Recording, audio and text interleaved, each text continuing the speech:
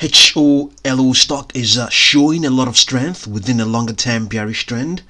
It gained roughly 29.46% in this regular session of today, the 18th of April 2024. We know that this stock was once very volatile, all the way back. Its volatility goes all the way back. I would say January of last year, 2023, we saw highs of 130.17 printed in October of last year. We saw, I want to believe, the highs of around 103.67 printed from this was from the low of 21.67, and also as of March of this year, 2020, as of mid-February of this year, it printed highs of around 66.22 from the lows from its 52-week low of $1.55. It wasn't in one session. It was a couple of sessions that resulted in that peak. But if you notice, the highs are getting lower. You can also observe that in its weekly chart. The highs are getting lower.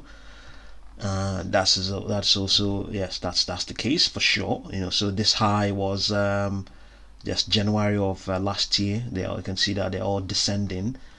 That's if you want to get a bigger picture, a clear picture of what's going on, this weekly chart, just to some extent, on the intermediate basis, gives you an idea of what's going on. So we've also noticed a pattern here. Of late, we have that the 10-period moving average, the 10-day moving average has become, or was, a primary supply line, meaning that whenever it got there, supply of the stocks increased, meaning that more shares were sold, and I think this trend continued pretty much from.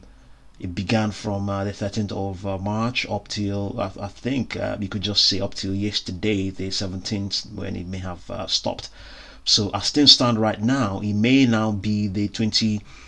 If it continues as things stand right now, the 20 period, 20-day moving average seems to have taken up that role of the supply line. This is where the stock closed up right now. It's closed at $2.94, and that moving average is at okay, I think it's still very much the 10-day moving average. It's that 10-day moving average at around $2.87, and the 21-day moving average is at $3.55. So yes, and also we have this trend of the 10-day moving average providing becoming or being a supply, or rather acting as a supply line. It's we have that this trend was in effect, that such a trend, such a pattern was in effect for 5 months, from September of last year up till February of when it printed the 50. Its 52-week low of 1.55. The 10-day moving average was pretty much a primary supply line, and it lasted for 5 months. Would that be the case this time around? Would that be the case? Okay, if we also go here, we can see also that we have this the 10-day moving average also doing the same thing pretty much, but at various times it swapped. The reverse became the case, and then that 10-day moving average became the primary demand line, meaning that each time it touched there, the demand grew, and the stock spiked. Okay, yes, but in the case where it was a supply line, I think I wouldn't really read so much into that, but you can also read some meaning into the lulls in its cycles. You can call this one cycle and this another cycle. So let's see the consolidation periods in between those cycles. We have let's see, this began in February of 2023, and it ended, I would say it ended pretty much in August of 2023. So That's almost 7 months, isn't it? Almost 7 months. So this is February, so this is 7 months, and then this was 5 months. Could it be that the next one will be 3 months? 3 months from 3 months from what 3 months, what would that be? 3 months from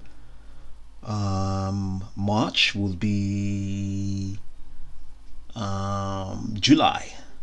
Will July be the next time HOLO will spike again? To what level? We don't exactly know. With that, it would even spark at all. But we know there's a trend in effect here, and you can't dispute that. You can't disregard that. We have seen it on its weekly chart. We've seen it, on the intermediate basis. The weekly chart will serves as that as that model. So let's look at the 1 month chart and see. Yeah, that's all. There's also that pattern is still in effect, but this time around the highs. Okay, yeah, this time around the cycle has now become a very tiny one. But still, it's even at that. There is a cycle in place here, even though it is no longer it last as of February. It wasn't as significant as what it was all the way back to last year, So I think the best model is its weekly chart. It gives you an idea of what's been going on. We have 3 cycles here, 1, 2, 3, and they have all completed. You can say pretty much completed, but consolidation period may be forming, and we don't exactly know what it's going to be. 7 months or 5 months before another volatility occurs. So just let's see now. Let's have a look at its Fibonacci projections.